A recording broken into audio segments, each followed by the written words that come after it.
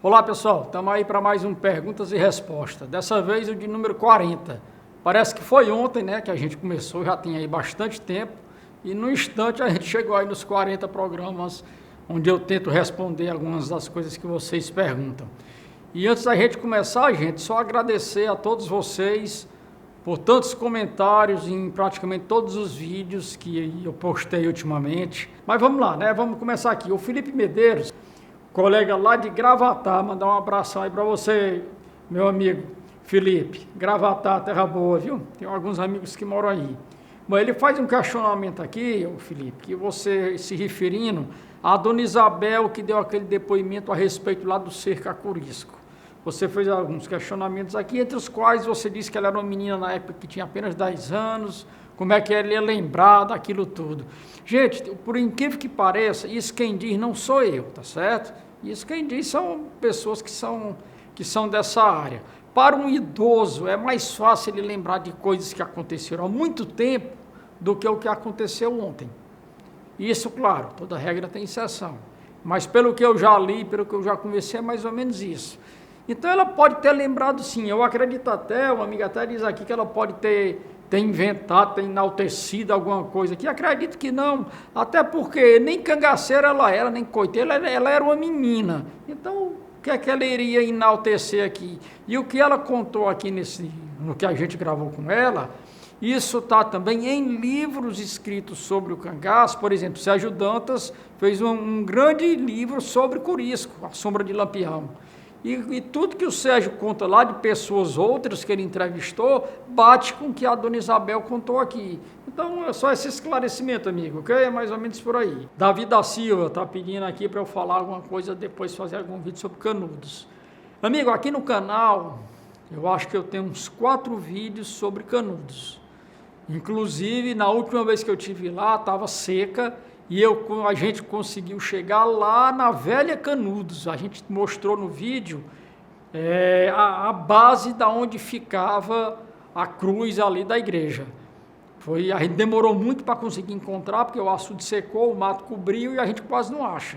Nós só conseguimos achar por conta de uma pessoa lá da região, que a gente descobriu lá na hora que achou e aí nós conseguimos ir lá e está gravado. E eu falo algumas coisas, a gente fala... não tem tanta coisa, mas tem algumas coisas sobre Canudos aqui no canal.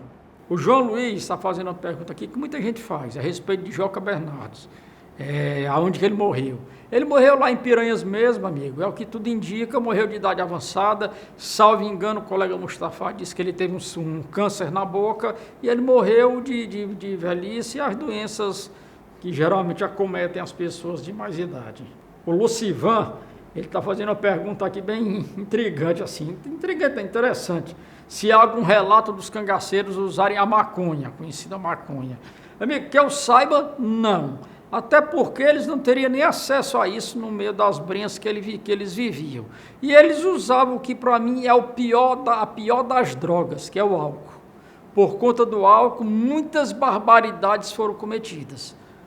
Por cangaceiros e também por alguns volantes. O álcool é uma coisa terrível e foi a grande droga que eles usaram em abundância, com certeza foi o álcool. O Marcos Paulo mandou essa pergunta, por coincidência, hoje de manhã.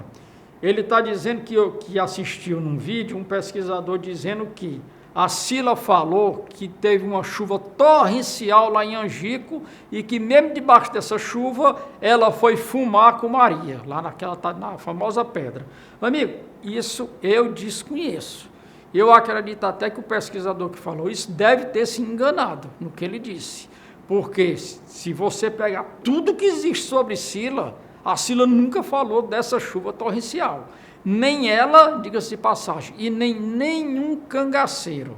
E também praticamente ninguém das volantes. A única pessoa que falou sobre essa chuva torrencial foi João Bezerra, que tem no livro dele. E eu ainda me questiono, será que foi ele que falou, ou foi alguém que corrigiu o livro e acrescentou aquela chuva torrencial para o negócio ficar mais difícil, mais complicado, enfim, coisa desse tipo. Mas essa chuva não aconteceu, por quê? Porque ninguém nunca falou disso, salvo engano, o aspirante Ferreira de Melo saiu na matéria de jornal, na época que ele falou sobre isso também, mais uma coisa solta, mas no resto, digamos, de 100 pessoas, um exemplo, 98 não falaram sobre isso, o que é quase unanimidade dos que falaram sobre essa tal chuva, que teve a garoa da madrugada, uma leblina, digamos assim, uma pequena garoa, nada mais do que isso. Na época de julho, é muito difícil cair uma chuva tão grande que dê para inundar a região toda, coisa parecida. Nesses anos todos que eu ando lá em Angico, no mês de julho, eu só peguei o riacho do Tamanduá com água 2 vezes, se eu não me engano. E olha que eu ando lá um bocadinho de tempo. Ok, pessoal? O colega Davi da Silva está perguntando se lá em Nazaré, se tem hotel, pousada e por que Nazaré do Pico. Amigo, existe outra Nazaré e Nazaré do Pico ficou por conta de quê? Por conta da Serra do Pico. Então eles acrescentaram esse pico na maneira, digamos, carinhosa de chamar Nazaré. Ok? E lá, por enquanto, ainda não tem pousada, mas eu acho que breve vai ter. E quando vocês forem lá, de repente vocês ficam em Floresta, que é a sede do município, ou ficam em Serra Talhada, que é bem próximo, ou então, quem sabe, arranjam uma hospedagem lá mesmo em Nazaré, que seria o ideal, né? Vocês ficarem diretamente em Nazaré. A Ana Lúcia está dizendo aqui que adorou o chapelão que eu apareci aí nos vídeos lá da Rota do Cangaço. Ana, aquele chapelão que eu estava usando é um chapelão típico do jangadeiro. Aqui no Ceará, em várias partes do Nordeste, o jangadeiro, quando ele adentra ao mar, ele vai com um chapéu de palha. Nem todos, claro, grande, como aquele que eu estava usando, que parece mais um chapelão mexicano. Mas aquele tipo de chapéu, gente, é a melhor sombra que você pode usar no sol escaldante do sertão. Ele é 1000 vezes melhor, infinitamente melhor, digamos, do que um boné, que não cobre nada e esquenta, ou do que chapéus comuns, como tantos outros de massa, como as pessoas usam. Ele é de palha e é mais ou menos como se você estivesse na sombra de uma árvore. Então, até aconselho, quem um dia for para o sertão, providencie um chapéu desse, que com certeza vocês vão passar muito melhor do que quem vai estar debaixo do solzão quente, tá certo? Vinilson Souza perguntando se o Mané Neto estava no combate lá da Fazenda Pissarra. Estava sim, amigo. Tanto é que Antônio da Pissarra, assim como Pedro e Durval, ou eles faziam o que a Volante estava mandando, então a família e ele iam sofrer barbaridades. Por isso que, na minha opinião, nem Antônio da Pissarra, nem Durval, nem Pedro de Cândido foram traidores. Eles foram obrigados a fazer o que eles fizeram. O Marlos Pessoa está dizendo que o avô dele fez parte da Volante de Manuel Neto. Tá certo? Cassiano Pereira de Barros. Ele era lá de Santana do Ipanema. E ele quer saber se existe registro dos homens que serviram com Manuel Neto.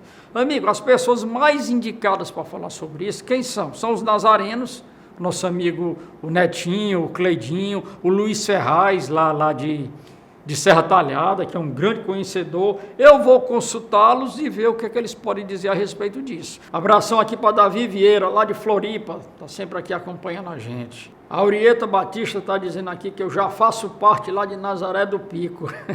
Eu me sinto já fazendo parte ali, não só de Nazaré, como de Mossoró, de Piranhas, de Floresta, enfim, de tantos outros locais que de tanta gente percorrer aí o sertão, já estivemos inúmeras vezes em todos esses lugares, então eu me sinto já parte integrante por afinidade de todas essas cidades, todas as regiões.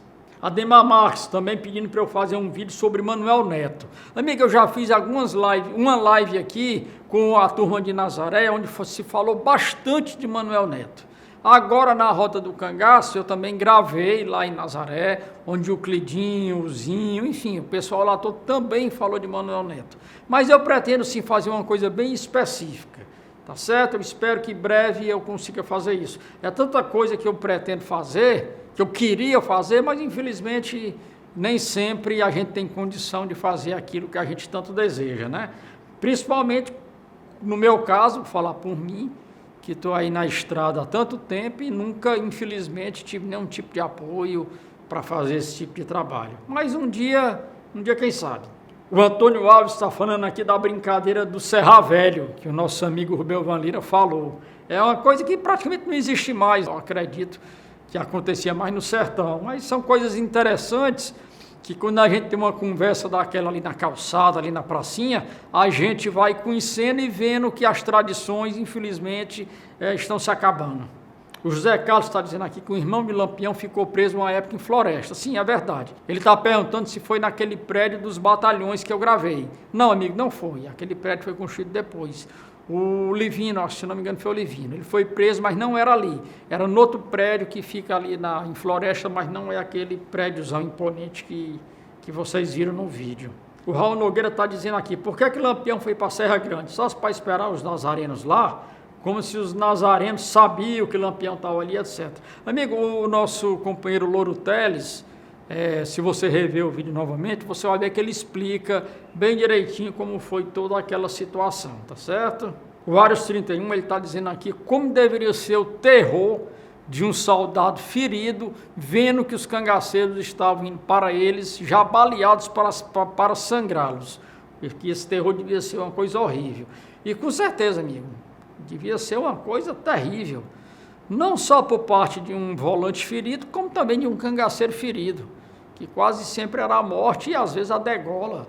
Era uma coisa realmente terrível que a gente não tem nem como imaginar como que seria uma situação daquela. Realmente, você tem razão, uma coisa terrível. Júnior Coyote, perguntando se já foi feito alguma varredura com detector de metais lá em Serra Grande e em outros locais. Sim, amigo, já foi feito. O próprio amigo, o Louro Teles, já fez isso. Em vários outros locais, tem outros colegas aí, pesquisadores, que fazem isso. E já se achou muita coisa. O Sérgio Lucena, ele está dizendo que todos esses locais que eu fui, que a gente vai, ele está falando em Guanumbi, em Flores, Serra Talhada, enfim, que isso as autoridades realmente deviam olhar com os outros olhos, porque o turismo tinha tudo para entrar realmente em evidência em todo o Brasil, né, relacionado ao Nordeste. Eu concordo. Vamos juntar forças aí, todo mundo, para que o turismo no sertão venha com força total logo após essa pandemia, para a gente poder elevar mais ainda essa história, que embora uma história sofrida, é uma história do sertão, é uma história do povo, que faz parte do sangue da gente. O George Canto está perguntando se morreu alguém em Serra Grande. Amigo, ao que consta, sim. Inclusive, o nosso amigo Luiz Ferraz me ressaltou isso, o Louro Teles também já tinha dito, mas ninguém sabe ao certo quanto. Tanto é que surgiu até a dúvida, na época, se Antônio Ferreira tinha morrido, era lá em Serra Grande. Só que não foi, né? Ele morreu pouco tempo depois. Tarcísio Araújo perguntando se existe algum filme sobre a Serra Grande. Amigo, infelizmente não. Mas vamos torcer para que isso não seja só um sonho, né? Que um dia realmente exista alguma produção cinematográfica contando todas essas histórias. O Daniel está falando aqui que o combate da Serra Grande não é tanto comentado, que outros combates, outras coisas bem menores, são bem mais comentados do que Serra Grande. Não, amigo, eu acho que você está equivocado. Serra Grande é conhecido por todos como o maior combate, não pelo número de mortes até, mas pela quantidade de gente que participou, principalmente de volantes e também de cangaceiro. Então, por isso que é considerado realmente o maior combate de todos. Isso já foi tema de seminários, de palestras, tem em todos os livros, enfim. A Serra Grande realmente é o combate dos combates, digamos assim. Marcelo Santos está dizendo aqui que eu devo conhecer todo o Nordeste por conta da pesquisa. Amigo, realmente eu conheço, acredito que praticamente quase tudo. Não só por conta da pesquisa, mas por conta do meu trabalho. Eu viajo muito a trabalho. E junto aí com a pesquisa, então realmente eu tenho esse privilégio de conhecer não só o Nordeste, mas boa parte do Brasil, enfim, conheço alguma coisa assim. Tony Vasconcelos está dizendo duas coisas aqui, perguntando se eu acho que realmente o cangaço foi um retrocesso para o Nordeste e se foi realmente por conta do mimado Zé Saturnino, ele diz assim, que Lampião entrou no cangaço. Com certeza eu acho que o cangaço foi um retrocesso e muito para o Nordeste. O que se gastou na indústria do cangaço, com verbas do governo, é uma coisa exorbitante que poderia ter tido outros fins, com toda certeza. E Zé Saturnino, amigo, eu acho que ele não era mimado, não. Ele era da mesma estirpe de um Lampião, de um Ferreira. Acontece que ambos estavam em lados diferentes e a intriga que eles tiveram foi uma coisa mútua. Poderia até uma suposição aqui, se na época quem tivesse politicamente em evidência fosse um parente dos Ferreiras, quem sabe Saturnino não tivesse se tornado um Lampião. É uma suposição aqui que eu estou aqui divagando, mas poderia ter acontecido isso. A gente não tem como adivinhar, né, como prever, mas eles eram, como se diz, farinha do mesmo saco, no sentido de dizer que eram homens de fibra, os dois. Gente, o André Fernandes está fazendo aqui um monte de elogios aqui ao canal. Não só ele, como muitos outros de vocês estão fazendo muitos elogios, que eu confesso que eu fico até, usar uma palavrinha aqui, encabulado com tantos elogios que a gente tanto recebe. Eu só posso, como eu disse no início, agradecer a todos vocês. Quando a gente faz isso por gostar, realmente é uma coisa que a gente faz por prazer. E eu acredito que por conta disso é que eu procuro fazer as coisas sempre da melhor forma possível, sem endeusar A, B, C ou D, sem passar a mão na cabeça de volante ou cangaceiro ou coiteiro, enfim. Vocês sabem como é que eu costumo agir aqui no canal. Agradeço, viu? Obrigado aí mais uma vez. O Ivanildo está dizendo que o Louro Teles falou que foi encontrado muita coisa lá na Serra Grande. Onde é que está esse material? Uma boa parte está lá no museu, lá que o nosso amigo Louro toma conta, o museuzinho dele particular. E quem for lá na região é entrar em contato com ele, que eu acredito que possa ver muito das coisas que ele tem lá na coleção dele. O Eric Brento está perguntando como é que eu vejo o cenário naquela época, se os cangaceiros tivessem armas automáticas, metralhadora, etc. Com certeza, o derramamento de sangue ia ser muito maior, as perseguições iam ser muito mais duras e, quem sabe, os governos teriam que tomar atitudes mais enérgicas ainda para tentar dar fim ao cangaço. Gil Soares perguntando se na época do combate de Serra Grande já existia estrada de ferro. Sim, amigo, com certeza existia. Aquela que eu mostrei lá, não. Né? Ali é uma parte da Transnordestina. Mas o trem já existia sim. O Cadê está perguntando aqui por que os cangaceiros deixavam os cabelos grandes. Pessoal, existe aquela famosa lenda, história, não sei até que ponto é verdade, que depois da morte do irmão de Lampião, ele passou a deixar o cabelo crescer e os outros também acompanharam. Eu não sei até que ponto isso é verdade, mas é o que se conta. Até porque também eu acho que eles não tinham muito esse cuidado dentro da caatinga de estar atrás de cortar cabelo e se ajeitar, etc. e tal. Pelo menos eu penso dessa forma. O Júnior Antônio está perguntando aqui da importância cultural do cangaço. Pessoal, isso é uma coisa que a gente tem que ver assim de uma maneira bem cautelosa. Vamos lá. O que é que o cangaço deixou para a gente de cultura? Atrelada a ele, certo? A música, a dança, o chachado, o artesanato e outras séries de coisas. Mas o cangaço em si, o que aconteceu ali, aquela guerra, aquilo não é cultura. Aquilo foi uma guerra, foi uma violência exacerbada que aconteceu. A gente não pode ter o movimento do cangaço como cultura. A gente tem o que está atrelado ao cangaço como cultura, que é bem diferente. Tá certo? Ou seja, eu não sei se eu fui bem claro. Os embornais, a música, o chachado, o que veio para o cinema, enfim, para as TVs, tudo que está atrelado àquela história que hoje a gente ressalta, isso é cultura do povo sertanejo. Mas a guerra do cangaço em si, isso para mim não é cultura, isso é uma guerra terrível que aconteceu. Só essa divisãozinha aí que eu acho interessante colocar. A Karine Silva está perguntando se existe algum vídeo ou áudio com o Manuel Neto. Karine, existe um vídeo que foi feito pela professora Mariluz Ferraz. É um vídeo bem interessante, se você procurar na internet, vão ter vários nazarenos ali. Eu não recordo agora de cabeça se aparece o Manuel Neto, me desculpe, eu não recordo. Mas tem vários nazarenos, esse vídeo é da década de 60. E existe em áudio, inclusive o pessoal da família, o Fabiano, enfim, eles estão postando algumas coisas com o áudio dessas pessoas, que eles gravaram com a professora Mari Lourdes e outras pessoas na época.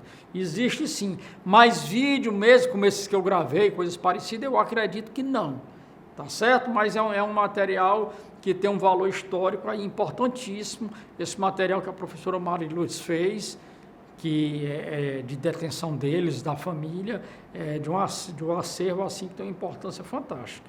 Aí a Alan Andrade está perguntando aqui se Dadá ou algum outro ex-cangaceiro fez alguma menção a Joca Bernardes como responsável pela tragédia da Fazenda Patos. Eu desconheço.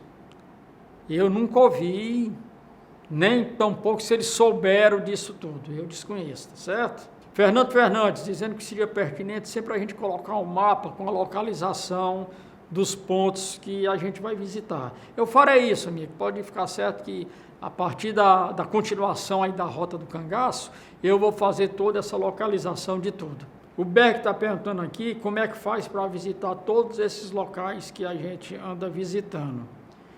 Amigo, o que eu posso lhe dizer é o seguinte: você pode ir por conta própria para qualquer um desses locais, você chegando lá, você vai encontrar pessoas que vão lhe orientar, ou então, se você tiver interesse, quando a gente tiver aí com a Rota do Cangaço realmente funcionando, você pode entrar em contato comigo, eu sempre estou deixando um e-mail da Rota do Cangaço, nós vamos marcar essas expedições e você pode ir acompanhado aí da gente, vamos batendo papo, conversando, enfim, eu acredito que, assim como eu fazia isso antigamente, vão ser viagens que todo mundo vai gostar pelo conhecimento, em estar nos lugares.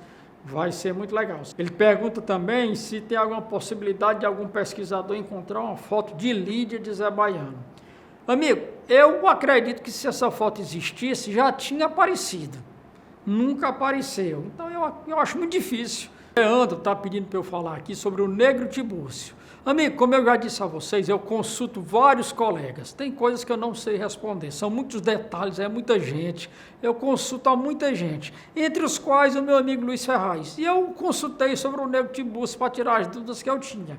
E no lugar de eu falar, eu vou botar aqui para vocês ouvirem o que é que o meu amigo Luiz Ferraz, que sempre está aí me ajudando, ele, Ivanildo e tantos outros aí, me ajudam em muita coisa que eu preciso. Então escute aqui o que o Luiz Ferraz fala sobre o Negro Tibúrcio. Ademais, o que eu sei do Negro Tibúrcio é que ele foi cangaceiro, ele fez um grupo. Na verdade, ele era jagunço, da família Carvalho, de Davi Bernardino. Depois foi ser jagunço de João Nogueira, da Serra Vermelha.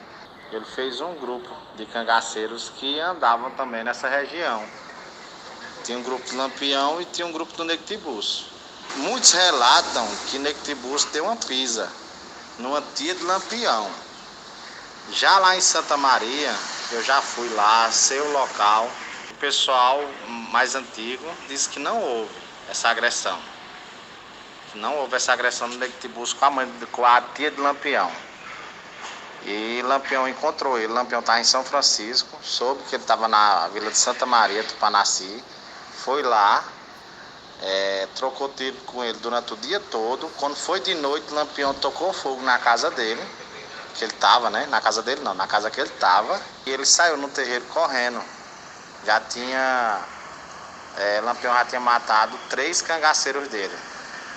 E ele de noite saiu correndo no terreiro, até que foi alvejado. Ele correu no terreiro todo incendiado, né? A casa pegando fogo, ele teve que sair. E ele pulou dentro do rio Pajeú, todo queimado e todo furado de bala. Aí o pessoal ficou procurando o cadáver dele, o corpo dele, já foi encontrado tarde da noite. Lampião trouxe o corpo dele novamente para a casa que ele estava, que estava incendiada, colocou na calçada e esquartejou o corpo dele todinho. E um irmão dele depois entrou na Força Volante, era cangaceiro também, e depois resolveu se alistar na Força Volante, que é Vicente Grande, que participou do combate da Serra Grande. Ou seja, o Negro Tibúrcio era cangaceiro, o irmão depois se tornou volante. O nome dele era Tibúrcio Pereira da Costa, o nome do Negro Tibúrcio. E é isso, pessoal, uma história interessante que o nosso amigo Luiz contou pra gente, de um outro grupo de cangaceiro. Para você ver, né? O grupo de Lampião na época e o grupo aí do Negro Tibúrcio. O Andrezano está perguntando aqui sobre o destino do cangaceiro Pancada. Amigo, pelo que eu sei, depois das entregas, aquele negócio todo, ele sumiu no mundo, desapareceu e ninguém teve mais notícia dele. Se algum outro colega conseguiu descobrir o paradeiro dele, então eu vou tentar saber disso, ou você pode perguntar a qualquer outro, mas pelo que eu sei, ele desapareceu no mundo, assim como muitos outros cangaceiros desapareceram e nunca mais deram notícia. Ele também está perguntando aqui por que os pesquisadores nunca reportaram quais chefes de grupo estavam em Angico. Que isso poderia ter sido perguntado a Zé Sereno, Candeeiro, etc. Amigo, isso está até em livros. Se você procurar aí na vasta bibliografia que existe, você vai encontrar dizendo quem é que estava lá, quem não estava, por que não estava, onde estava. Isso não é segredo para ninguém não, tá certo? Curisco estava do lado de cá do rio, que eu lembro assim, Curisco estava do lado de cá do rio, Moreno estava magiando São Francisco, também não foi para a reunião, Ângelo Roque passou lá em Angico, estava doente com uma gripe muito forte e preferiu ir para a casa de um coiteiro, mas cada qual teve um motivo de não estar ali naquele local. Enfim, é aquela história que eu sempre digo. O camarada às vezes vai pegar um avião, por um motivo ou outro ele atrasa, o avião cai.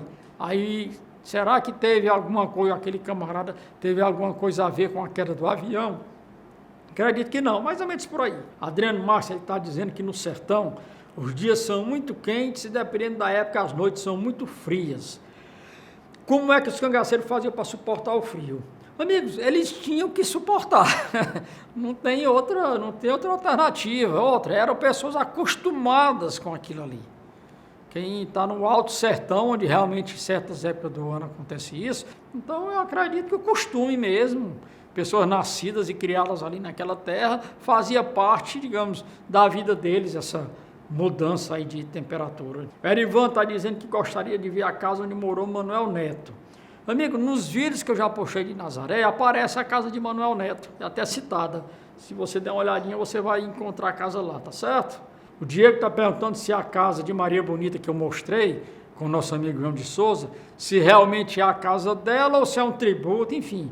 Amiga, a casa ela foi reconstruída, claro, por isso que ela está toda ajeitadinha, bonitinha, mas ela era daquele jeito, naquele mesmo local. E era o que a gente queria, que a grande maioria, pelo menos, das casas da época fossem reconstruídas, preservadas, justamente para receber tanta gente que estuda e que pesquisa aí essa história. Cícero Brumano, perguntando sobre os rastejadores. Amigo, os rastejadores que as volantes chamavam para participar das suas perseguições, na sua grande maioria, quem eram? Eram caçadores, eram pessoas da região, tanto é que depois que esse povo passou a pertencer às forças, foi que a perseguição ficou mais acirrada, porque era gente que uma folha virada, um galho quebrado, ele sabia quem tinha passado, quantas pessoas, que direção e etc.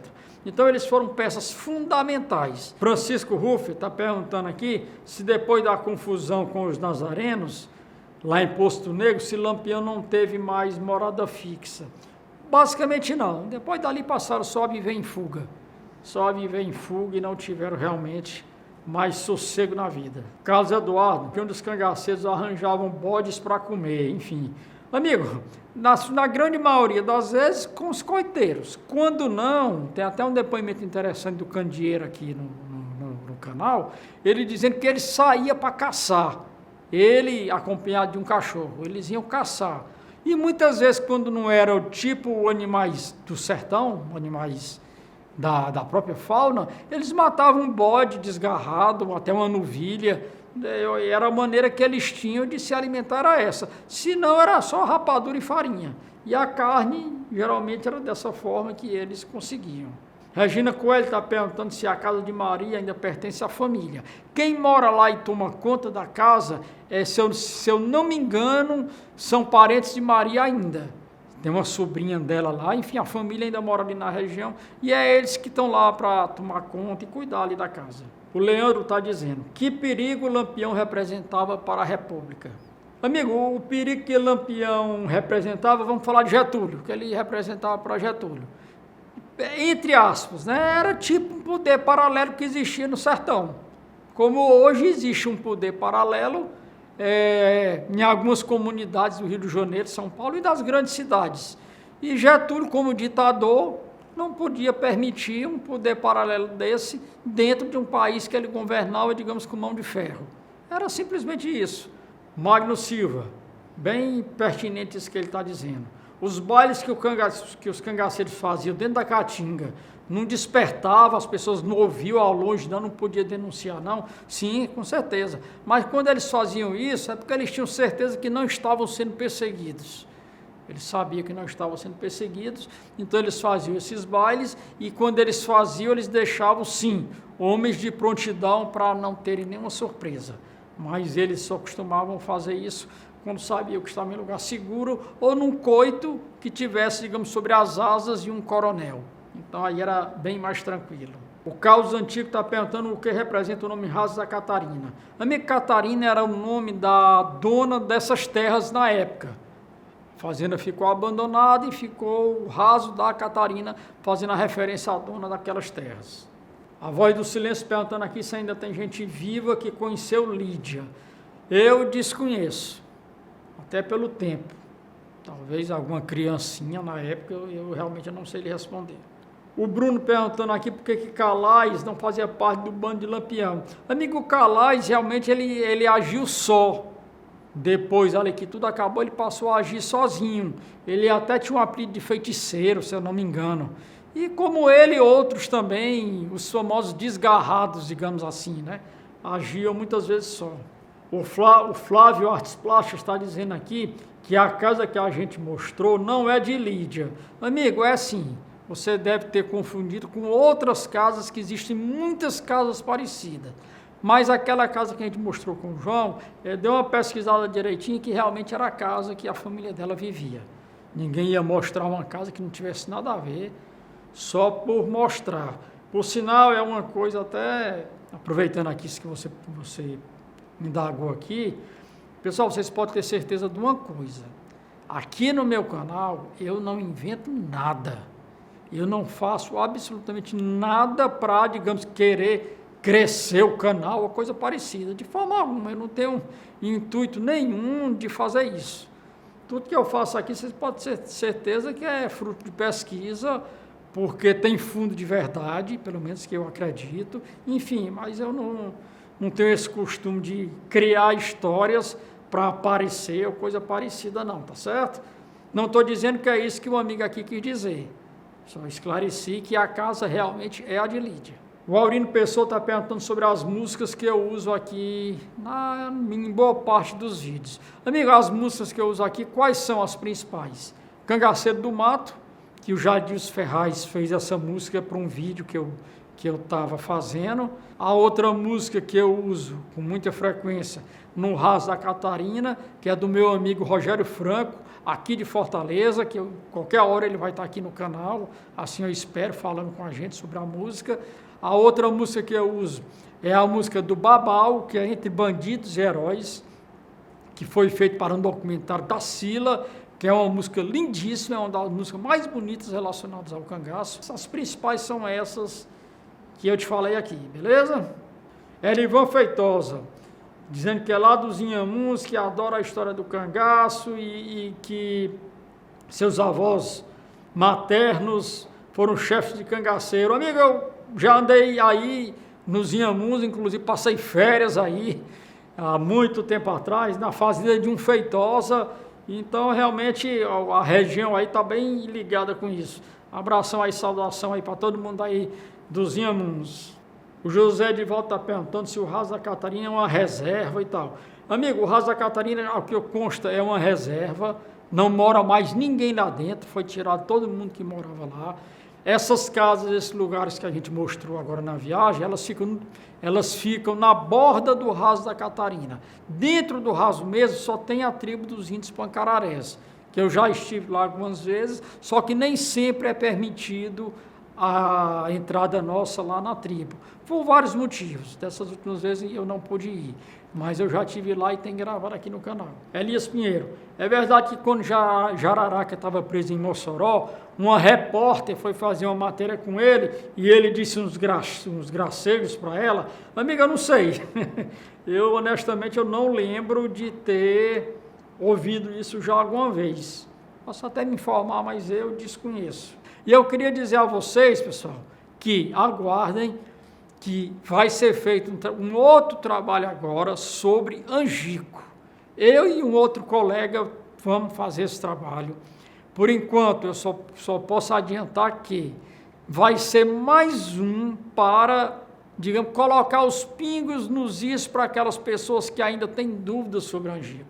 Muito embora, como eu já disse várias vezes, eu não tenho mais nenhuma dúvida sobre angico. Já tive muitas, mas não tenho praticamente mais nenhuma. E esse trabalho que a gente vai fazer, eu acredito que vocês vão gostar. O colega que vai fazer esse trabalho comigo é uma pessoa que tem muita responsabilidade histórica, é um cara que é muito profissional no que faz e é um camarada que eu acho que a gente, estando junto, eu e ele nessa empreitada, mais uma empreitada, vocês vão ter um trabalho, mais um trabalho que sem modéstia, falsa modéstia, talvez seja mais um trabalho de referência para quem pesquisa, para quem estuda, tá certo? Bom, e é isso, pessoal. Abração para todo mundo, tamo junto e mais uma vez aqui vai ficar aqui embaixo o e-mail da Rota do Cangaço. Aquelas pessoas que tiverem interesse em participar, é só entrar em contato pelo e-mail. Abração grande e tamo junto.